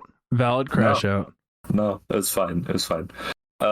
Really cool. I really love his reaction, and his compulsion to handle it himself. Love it. Like, he's not much again, of a character at all. that's the no. I'm pushing back. Wesley is like the character. Wesley is the character, because like when you don't see Fisk until the end of episode 3, right? Up until that point, Wesley is Fisk. He is like to use a JoJo's reference, he is the Doppio to Fisk's Diavolo. So like Wesley is very much an extension of Fisk. So when Wesley dies, and you'll see that in the episode after, part of Fisk died. Yeah. Right. So his reaction. I like Fisk's reaction to him dying a lot more than I liked him as a character. Peace and love. He's really good to hate. I love Wesley in the first episode. He's a good actor. Like, he's fun as a character. Very easy to hate. As soon as Kingpin's around, he's so diluted as a character too. He's just kind of like a sniveling, because he doesn't even do that much. And it's fun. He's fun. No, like he is still like the guy who gets killed though. Also, just 100% the guy who dies in episode 11. Like that's his role. It's interesting because when you think about the way that characters die in the show, like a lot of the times it's like, oh, you flew too close to the sun, you woke the bear, etc., etc. With Wesley, it's very much a case of like, oh, I need to be needed. You know, like if Fisk doesn't need me, what am I? I need to serve. Like, so that's what I mean when I say like Wesley got too gay for Fisk and he paid the price for it. Yeah. But also he placed a loaded gun on a table. Really stupid. Like truly one of the brain dead. It's after a whole season of him doing like these very cold and calculated moves, right? For this to be the way it goes, it's perfect. And Karen being the one to do it too, perfect. Fantastic. Yeah. Real good. And I mean, that goes really nicely into the next episode because she is so wrecked over it. Oh, yeah. She's so scared. Oh, her cleanup's real good, though, right? Like, she wipes down the table real quick. No fingerprints. Takes the weapon with her. Genius. Very good. I mean, she knows, you know, like after the whole thing with the first episode, she true. No, she's like, this isn't gonna happen to me again. It all comes back around. No, that's good stuff. She immediately flees and all that stuff, and then goes to the office really early, really late, not sure. Oh, her dream is messed up. Her dream is crazy, and Kingpin murders her in it, and that's nuts. Again, wrapping back to like our born again discussion, like she has valid reasons for some of her choices later in her life. It's fair to say. One of the first things, Foggy's talking about Kingpin. Foggy shows up at the office talking about Kingpin. You can't just run around killing people and call yourself a human being. What a mean thing for the writers to do to Karen. What a mean bar. Foggy doesn't even know what he's doing to her, but he really hit her with it. Man, it's so funny because then she flips that on Matt when she and Matt interact. I think it's in episode. Oh, it's in the same episode. Yeah. Because like when they encounter them again, she like flips it on him, and then Matt just breaks down in front of her. Yeah. He loses it. Which that's something in the Nobu episode that I think is noteworthy. Like, and it interacts really well with Karen's character because like her character is surrounded by murder. On a bunch of different ends. Death follows her, right? Like that's the thing here. And like a specific thing too. It's not like people dying tragic deaths around her. It's like literally people being murdered around her. It happens time after time after time. Obviously, her introduction, she kills Wesley. But like even her, you know, when Matt and Foggy, they get drunk together, and it's before the Nobu fight, and chronologically, and she's like, someone should kill him. About Fisk, she's like, somebody needs to just kill him. He needs to die, right? And which like, I feel that, honestly, I feel that. Yeah, hey, free Luigi, you know, like it's all true. But like that's part of his motivation for going and trying to do it, right? Like he tells Kingpin, "I'm going to kill you," in that moment too, and that's in part because of Karen. And so like, all the way up to this point in the show, it's so the actual like violence and murder that she is just drenched in as a character is like just again perfectly executed here, where the discussion is still about that, like and then it turns into this. Matt is failing to kill the Kingpin at this point in the show. He has failed to do so, and he's failed to like do the high level change because like he's not strong enough to kill him, maybe, or he keeps getting beat too bad, like all that stuff too. And it just, even Foggy, like not having a secret to have from everybody else, but also like running around doing the opposite thing, right? I mean, he now has a secret to keep from Karen, right? Yeah, that's true. He is now the bearer of the Daredevil secret. Yeah. But like that also speaks to the relationship that Foggy and Matt have, right? Like the fact that like they share that secret now. Yeah, he's like, that's my homie. I'm not just gonna not doing anything about that. Yeah, and Man, there's a line about I like, took a lot of notes for this episode. There's some yeah, I did really too. fantastic split diopters when Matt's searching for the blind mule. Also, Foggy Fox, that is confirmed this episode Yeah, because he wakes up in Marcy's bed. We haven't really talked much about Marcy, but like Marcy's also a very like interesting character in the scope of the show because like what this show doesn't really get too deep into the legal stuff. I found like Mhm. after that first Yeah, big court scene, you don't really get much more of that in the season. yeah, a So little bit of it with Miss Cardenas, which we also haven't kind of really discussed because it's kind of boring. Sorry, Miss Cardenas. It's kind of boring though. I don't love it. I don't know if it's too early to say that the Born Again has done the legal stuff better, but we'll give it a few weeks and give it until we watch season 2 of this show. Yeah. Right. This is the episode where home, China, it's a considerable distance further. Those two lines are dropped. Oh yeah. One thing I like I ragged on the Disney Plus of it all, but one thing I actually really did like about the subtitling on Disney Plus is if you're watching with SDH subs, so subtitles for the deaf and hard of hearing, in the captions, it doesn't say Daredevil when he's fighting or talking as Daredevil. It says the Masked Man. Oh, okay. And then That's cool. in episode 13, that's when it changes to Daredevil. That's cool. That's fun. Yeah. Right. This is where the Masked Man. Matt does the takeout on Gao's little like heroin op, and there's a fine. I didn't like it. It was very fun. much. I like the use of darkness to like showcase him taking out the guards and like him like coming out from the darkness. Right. Like that part was good. I think this is where the Uric stuff, like him getting fired, coalesces here. Yeah, and all the stuff with like how it intersects with the internet too, because like I think I mentioned this in our pornography episode for this week. Like this show is like again, to borrow from Salt, fascinating in how it approaches the way that journalism interacts with the internet. Because like again, this is still very early, you know, like when I'm thinking about like what the internet was in 2015, 2014, right? Like that's just the precipice of like Gamergate, right? Like that's just like the tides, like as they're writing the show, the tides are shifting as to like the general distrust towards media and even legacy media, right? Like, but in so many ways, it's still very much the same kind of like fight, the same kind of like interactions that are happening nowadays.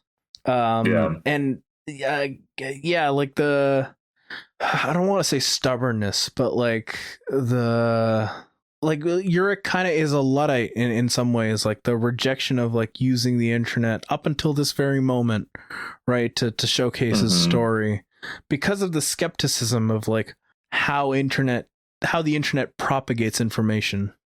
Like 10 years on, it's like, damn. Yeah, it's also really a weird thing because in a lot of ways that was like peak internet too. You know, like maybe it hadn't totally, but like that was the point where it was like criticism was being funded actually. I mean, it was funny when Fisk brought up, like when he was talking about like the internet, he brought up celebrity weddings and videos of cats. Yeah. And I was like, damn, that really was like 2015 was when the blue dress, white dress thing happened. Yeah. It's like it was still a communication thing as much as more like than things hadn't corroded. Things hadn't corroded to the level where they're at now. Yeah, or even and yet we were still having these conversations. Though, as a thing, like it was like that year though too, right? Because it's like the 2016 election was a huge tipping point. Because Zuckerberg, because Facebook was a huge catalyst for that. Of just like, actually, we. But can... I mean, again, Gamergate, that was like 2014, late 2013. So like. Again, like I said, the tide was just beginning to turn around the time that they were like making the show. You could imagine somebody saying that line You can imagine like that being true from somebody. Right. And I guess that also like oh man, this makes Born Again look better as well as like it's the same kind of like pseudo prescience of like we know what's coming and we need to like not we need to, but like we're writing this in preparation for stuff that we can see coming from a mile away. Yeah. I mean, that seems cool. That seems really cool. Ben, like everything, it really takes its time. He enters the apartment. Oh my god, that's the entire scene, man. Like I hate the fact that Urich's death is so like flagged. Like the death flags are everywhere. Up until the moment it happens, you're like, oh yeah, okay, this is he's done for, isn't he? But man, that scene between him and Fisk, masterfully paced, incredible dialogue, beautifully shot. Just like like we talk about Matt Murdock and Wilson Fisk as like an unstoppable force meets an immovable object, but like Urich and Fisk, those are two immovable objects. Yeah, it's great. Clashing together. Yeah. So like that's why I'm curious about your take on this, because you said that like Urich's death was like a huge sticking point for you, even going back and rewatching this. Yeah, no, I knew going back to it, I was gonna like, I don't know, investigate it, right? Like, what is it? I think and I don't know, I didn't still have strong feelings on it, right? I knew I had a strong reaction to it, but I didn't still feel like it was awful or anything like that. So I know I hated it at the time. Now, I think it makes a lot more sense in the narrative. Yeah. I think rewatching it, knowing where it's going to go, seeing how, again, that like dip up back toward optimism that the show takes with the last episode, especially. It's like, so much. I mean, this episode discusses last episode. This episode. Which one? Was Claire in this one? Or no, she was in the last one. Claire is in the last one. Yeah. Yeah. So it's still the martyr discussion, right? All that stuff is interacting here with Urich. So, and then on top of that, the Karen stuff too, right? Just another body for at her feet, kind of stuff. And it is kind of her fault, right? She pressured him into doing the article, like on top of like helping him investigate it and finding Fisk's mom and everything like that. Like all of that stuff is good, and I also am like, yeah, like they did kill a black dude for a bunch of other characters. Like the racial element is still there at the end of the day. Like I think that's my overall, like when I think about like the stuff with Gao is pretty harmless here. The stuff with Nobu, it's annoying, and again, there is still always going to be that racial element that hangs over it. Right, like the Urich stuff, I think was done very masterfully, but at the end of the day, this is still Wilson Fisk choking out a black guy in 2015. Yeah, and like that stuff interacts always weird too, because like he's evil, like he's gonna kill people, he's gonna kill characters. If like not casting Urich, because they he's not black in the comics. They could have cast a white guy, and how does that change it? Well, it means one less black guy got paid, right? So like, it's all can bad guys kill? I don't know. Can you write a different story where the black Ben Urich doesn't die? Maybe too. Can you also write a different story where journalism? Well, here's the other thing. Can you also write a different story where Ben Urich is not black, right? Like, does it hit the same when it's not a black reporter? And that's also unfortunate, right? Like, why is it more impactful when we kill black bodies on screen? It's a whole thing for unpacking, and I do like I fall back to the show's not being cynical to killing him now, and that's a change. That's a change of perspective for me. So I think I'll just take that. That's all right. We take those. Yeah, that's okay. We got the finale. It's certainly a finale. It wraps everything up. It really delivers too. Like, you get extremely cool moments with Kingpin. So cool. it's the episode starts with Yurik's funeral, and man, the music choice here, they use Many Rivers to Cross by Jimmy Cliff here, and I think it's just like a perfect note. It's a perfect note to start the episode on, right? Like this is like the last moment that they're forced to feel despair. Mm-hmm. Right? Everything after this has to be the fight back up towards the top. Yeah, and so really like there's good. that drive that like kicks off with this scene, and it's so good. Yeah, it's such a good way to start the episode too. Especially because again, like most people are binge this, so like you hit that low of you're being murdered, and you almost immediately bounce back. Like the funeral's sad, but I it didn't feel like there are sad funeral scenes. I don't know. It didn't feel like that to me. No, like that's what I mean. Like it really is that turning point. I like it for me. Yeah, the funeral is the turning point of like, okay, things have to get better. Things are going to get better. Things will get better. Right? Like that's in many ways. It feels like even if the characters themselves don't realize it yet, it's where they're finding their resolve. Mm-hmm. Yeah. There's those that I mean. I've been reading a lot of things lately where one person like tells someone else that something that was their fault wasn't their fault. And I know that's very broad, and it's like giving people an excuse to not take the blame, taking accountability, not letting people not have accountability. That was a little bit annoying with Eric's wife and Karen, because it's like it's a little bit her fault. I mean, it is, but at the same time, this is a polite thing to do at a funeral. Also this is a woman with dementia, so you know. She forgot it was her fault. I mean, I'm not saying it's not the case, but you know, I'm just saying. She saw how pretty Karen was, and she said, "I can't blame this woman." You know, I would listen. I would fold too. I would fold too. Fair. I would fiend memory loss if it came to it. Yeah. Listen, if you said Lan, fiend memory loss, and you get to meet Deborah Ann Wool, I would be in that shit like the Navy, bro. I would be saluting. I'd be 10 hut. You know, I'd do it. Get into Dungeons and Dragons. Listen, I'm there. I'm becoming. I'm reading up. I'm becoming a dungeon master. I don't give. Well, listen.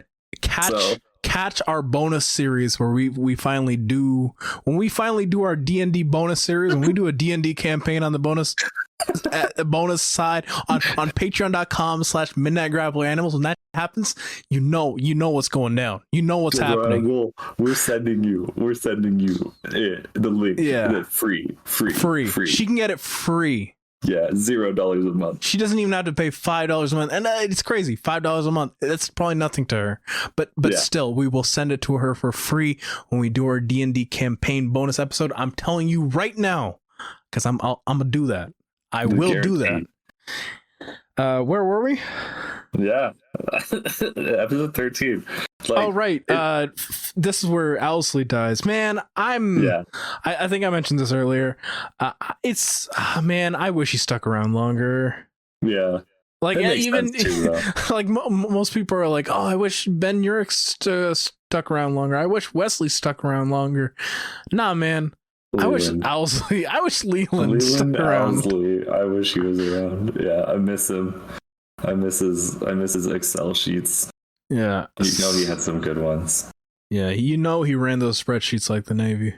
Oh yeah, I forgot the other tying thread, the other Coulson of these Netflix shows is Brett Mahoney.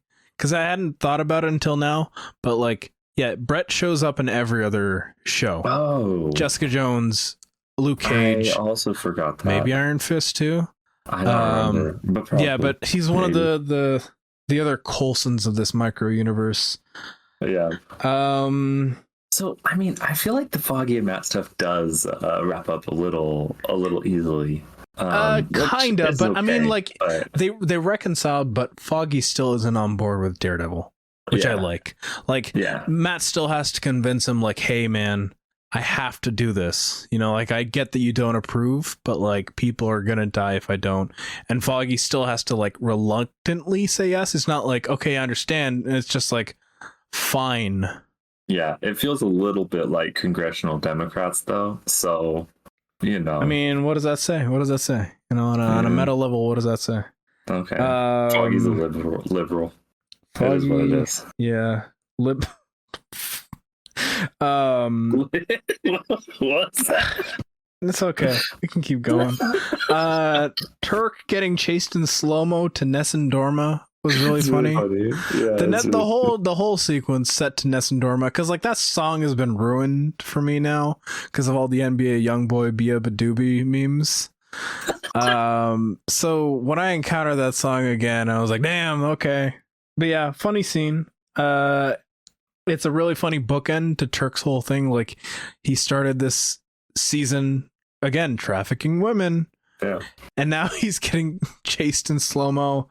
But you know, like all by the FBI, all the stuff. Oh, actually, during that scene, you get the reveal that like Ellison, Urich's editor, isn't actually the mole. Yeah, it was just some random women in his office setting him up to be Karen's boss. Yeah. No, it's good. It's cool. That was a fun thing for Uric to do too. Yeah, to be like, you're on the take. Like, it's funny. It's good stuff. Yeah. I like it. I mean, it's one last bit of Uric being punished for doing the wrong thing, which I like. Post again, it's a very like posthumous. You were wrong. Yeah, like Uric's looking down, and he's like, "Damn, god damn it!" He's like, "Well, it was a good shot." Like, it's like, it's okay. I'll let him know and when he comes up here. Though. Maybe for a little while long. White girl can go get a job. It's fine. Let's talk about the big thing that happens, the Surf Dracula of this entire season. The suit. Man, I remember this being such a controversy back then. Well, not like a controversy. I remember people bitching about it because the DD's not on it. Well, not just that, but like the fact that it took like 13 episodes just to get there, right? I feel like it should have debuted. Like, they really, really, really wanted to make it a big deal, and I don't think it was worth it. I think they should have just done it at the start of this episode. I think we should have just it's funny because like by the point that it debuts, I'm so unfazed by like how long it took, right? Because it's like, oh yeah, that's right. You know, because they built up to it in episode 11 when he confronts and then he goes Melvin to season again. Yeah. And then, you know, like, again, starting season 2, like, he's just wearing it normally, right? So, for it to be, like, the final... Like, if you're talking in video game terms, you know, like, this is the final form. Yeah. The final suit. Yeah, like, in the final boss, you know, like... Be able to go back once you go start this mission. Yeah. It's like when Samus gets the rainbow beam in Super Metroid, you know, like, after the baby Metroid gives her all her powers. Or when Peter and Miles get the ugliest suit you've ever seen. Yes. in any Spider-Man game. It's like that. hey, listen, the final suit in the first Spider-Man game was pretty good. I don't like it, but you don't like it? It's better than it's better than what we got in Spider-Man 2. Yeah, that's true. It is. Yeah. Unfortunately. Yeah, I don't know. The suit is like, there's just a bit too much. Very shiny. You know, there's supposed to be black accents. It's not supposed to be like black half the suit. Like it's a bit, because the black suit works very well with the lighting and the color grading of the show, right? Like it really they figured out a way to make an all black suit pop out. Now, when you're doing red and black, it's much more difficult. And I think even in this first fight with the new suit, you know, like you can see that sort of like struggle happening. Yeah, that makes sense. That makes sense why it's so shiny. Yeah. It's fine though. I mean, it's one of the live action suits of all time. The mask is cool. The mask is really cool. I think the mask just covers a bit too much on the sides. You know, okay. I think I needed a bit more cheek. I needed a bit more nose. It's that good jawbone he has, you know. Yeah, I need to keep it you out really there. need to showcase those cheekbones, you know? Yeah, true. Fisk gets two of the most iconic lines, I think, the show. I mean, I am the ill intent is incredible. Like, yeah. The whole speech leading up to that is like, they knew, obviously. It's like, let D'Onofrio just to say words into the camera. But I also really like my thought. No, finish your thought. Men can be deceived by their true nature is also just like so good. Yeah. So my thought during that scene is like, oh, this is just a trap scene, you know, when Cooper from Trap. Yeah. M. Night Shyamalan was watching this episode 10 years ago, and he's like, damn, I gotta figure out a way. He was drawing something, and he heard men can be deceived by their true nature, and he looked up and he said, yes. Yeah. His father will become the devil. Oh man, this is the first episode where we actually get any Billy Club action too. Yeah, because like he doesn't incorporate that into any of like the masked man side of things, right? Billy Club he did one fight with them, not with the actual Billy Clubs. Like I know he uses sticks in here and there, right? Yeah, because and they like combine into the staff for part of the fight, and he's bouncing them off things and stuff like that, which is fun. Yeah, it's cool. Yeah. They're a cool weapon. The final fight with Fisk is you know, from a musical standpoint, when you got like the swelling orchestral version of the main theme, right as Matt finally gets like the upper hand in the fight, that was really well done. Yeah. Just generally, it's a really good fight. I think it's not one of the best shot fights. Like I think it feels a bit sloppier comparison to everything else we've seen. Yeah, I think it's goofy in a superhero way. I also think is like, I think you earn the goofy though. I think that's the thinking, at least, you know. And I think it's fair, and I also think it's like, at a certain point, you just have to realize Kingpin is a ridiculously giant person, and Matt Murdock is a blind guy who knows how to fight. And this is, you just make a fight with that, and it's good. It's a little goofy, but like it's the fight of the show. Like it's good. I like it.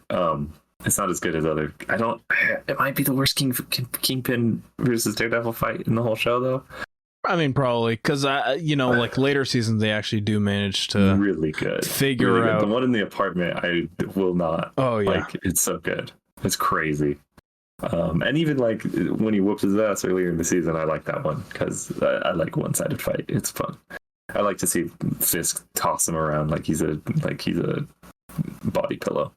Yeah. And yeah, I mean, this one wraps up really cleanly, like very cleanly. Yeah, it's crazy. I mean, it's almost too neat.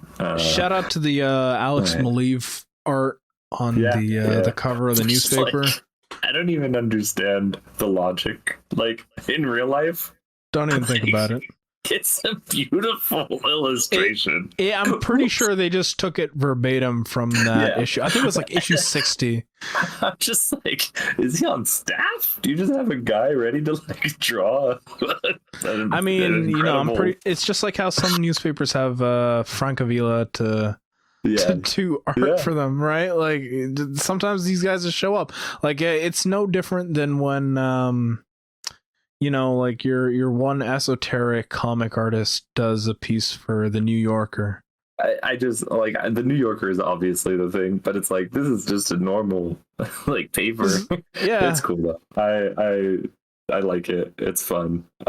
As soon as I was like, yeah, I mean, it just kind of wraps up. I think it's really stupid that Karen doesn't understand the avocados in law because you know Spanish. Yeah, so that was kind of dumb. Dumb blonde Karen. That's what they call her.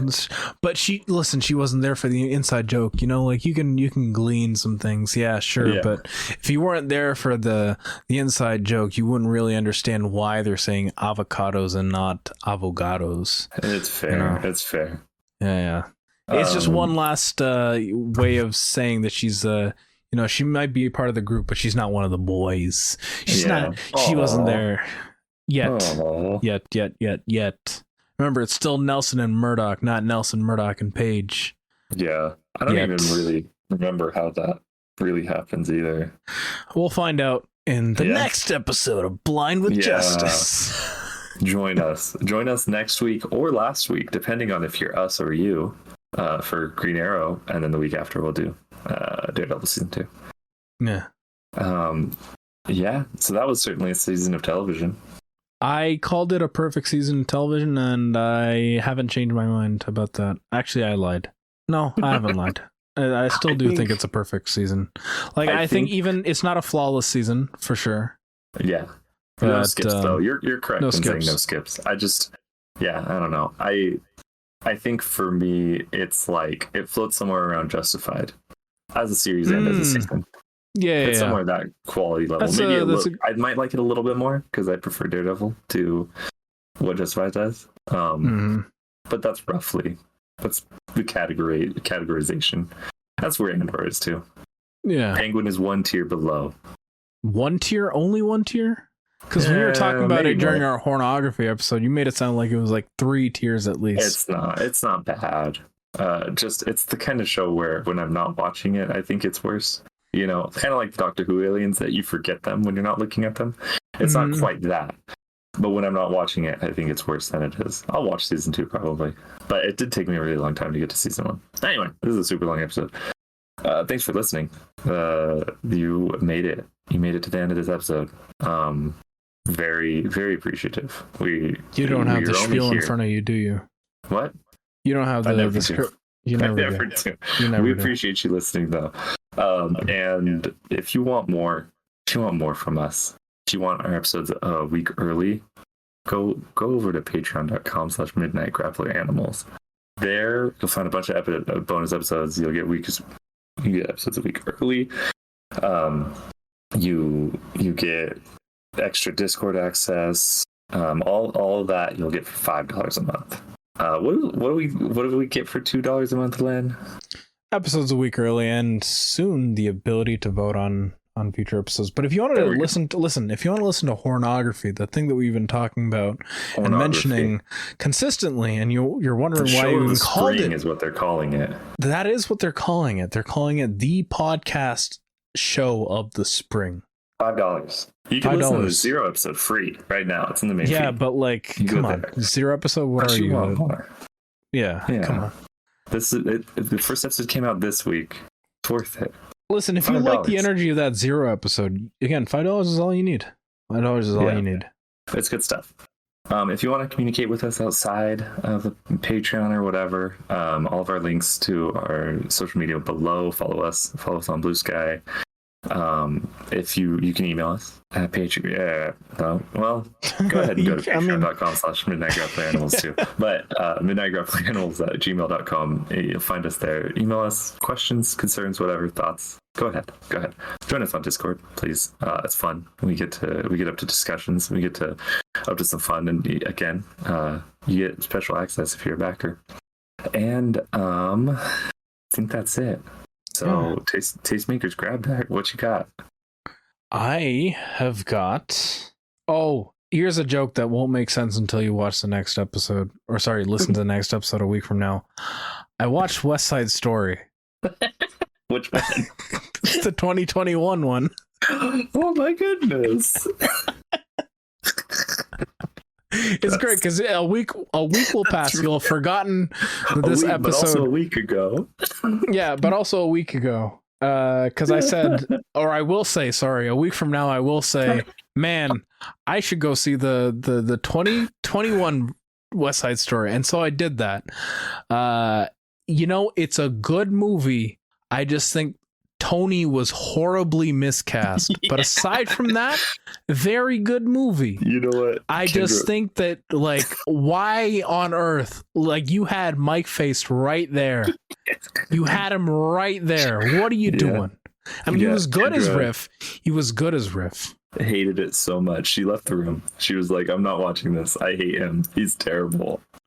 Yeah, it's not even like again, even if you separate the Ansel Elgort, does a bad job. It's he's true, just not a good. Yeah, he's just not a good romantic musical chemistry. Lead. Yeah, really zero bad. chemistry. Everyone else is so fantastic, though. Ariana DeBose, Alvarez, Ziegler. Oh my God, everyone else is great. No, it's great. And the directing obviously is incredible. The directing, like of course. The gym dance, like Paul Rubin dance scene. It's like, it's incredible. There's no you know, other word for it. I think, like I mentioned the racial elements of the 1960, or sorry, I will mention the racial elements of the 1961 movie a week from now. But I think you know even with its missteps in this movie, I think it's handled a lot better. You know, obviously for obvious reasons. So yeah, West Side Story 2021.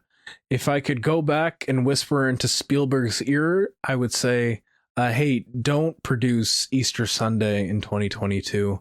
But then but after that, I would say, do not cast Ansel Elgort as Tony in this movie. Yeah. So those two things. Two good tips. Two good tips. And then I'm going to make a recommendation that I feel is probably stealing one from you. Yeah. Mickey 17. Yeah, I watched it last night. It's really good. Some dumb people will say that it's not a good movie, you know, that it's you know, Bong Joon-ho. It's been done before. Many other movies have done the same thing before. A lot of people will say dumb things about it, but you know what? This was a good movie. You know, it was a very good movie that presupposes, what if perhaps the solution was to just kill the president? What if? I'm just saying, what if? I'm not saying that you should do it, but what if? What perhaps. if? Free Luigi. You know? Yes, is that whitest kids you know sketch? You know, I'm not saying it, but if you go into a roof, if you go on a rooftop, if you go to this particular rooftop, you can do it. You can do it. Yeah, Mickey 17, good movie. I need to rewatch some of his other English ones to see if it's the best of his English language movies. I think it might be. So there's Okja, Snowpiercer, and then now this. Wait, did you say another one? So there's just three? Yeah, just three.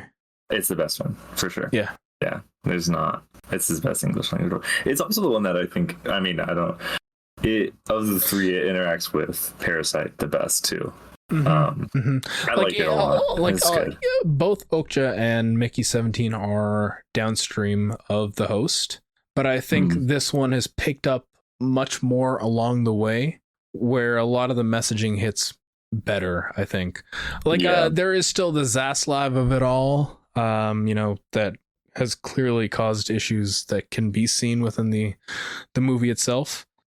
But you know, for something that was made in such a compromised position, I think it's a good movie, and I think that David Zaslav should be hunted for sport.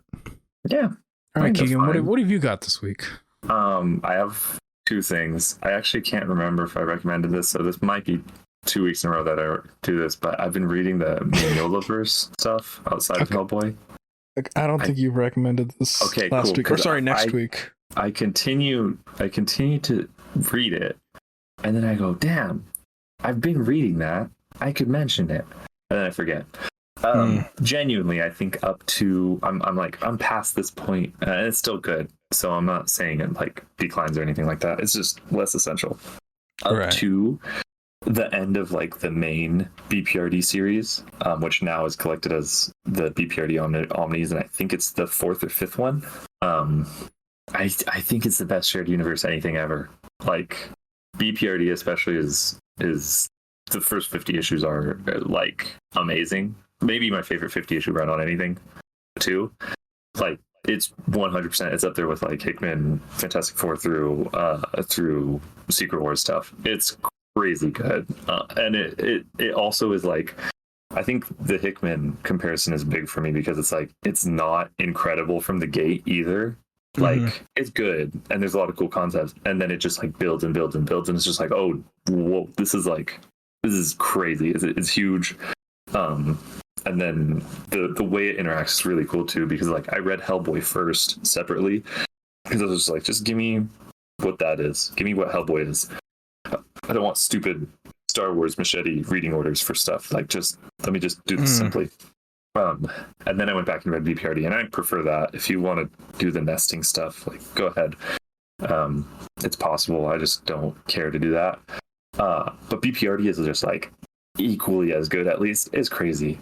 It's fantastic. So now I'm past a certain like real breaking point. And so I'm like doing the Young Hellboy stuff and stuff like that. And it's also good. It's less essential, sure, but like it's really, really good. Plus there's like Moon and Ba arcs and collections, and there's Max Fiumara. Just like incredible artists, fantastic everything, crazy good, like absolutely worth. It's gonna take me years, and like probably 4 or 5 years to catch up in all, in what I like, as I've just read slowly and like kind of lost interest and got it back. Absolutely worth it though, just to plug away at every once in a while. So the Mignolaverse stuff, fantastic, insane, peak comics, absolutely. And then another comic, but I read Kraven's Last Hunt, and this is a finally thing, because I read it on its own, and I was like, this is cool. I don't really get why people call it peak. Like, I don't know. And so I got the epic volume, Kraven's Last Hunt, where it's the last thing in the volume. So there's like 400 pages of comics before you get to it. Right. And I'm like, okay, I get it. Yeah. That's what I needed.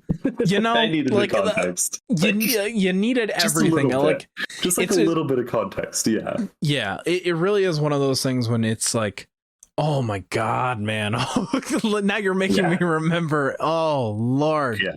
Yeah. Which is funny because people call it like an evergreen thing, and it absolutely isn't. You need the wedding. You need Nedley's death. I think it does hit well enough on its, like, it's strong enough a book that it hits. Cool comic.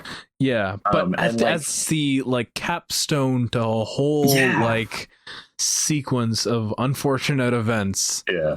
I think it really better. is like, or at least like it worked a lot better for me this time, which is why I'm mentioning it now. It's really cool too.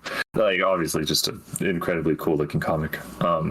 But yeah, I finally Jam de Mate, man. What a guy, man. Holy, what a writer.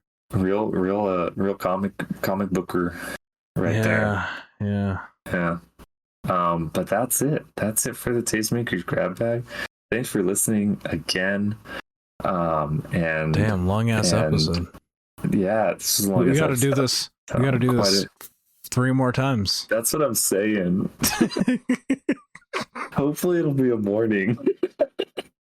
Yeah, hopefully I'm not doing this at 12 in the morning next time. Yeah, we will prevail is what I'm saying. Oh, no more, maybe no more garage sales. That's part of it. Yeah. You got to stop doing white things in California, man.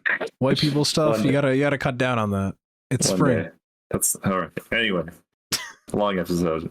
Thanks for listening, and as always, keep on grappling. Stay horny. Oh no. Oh, wait, hold on. That's Patreon exclusive. Oh, patreon.com/midnightgrapplingannals. Yeah.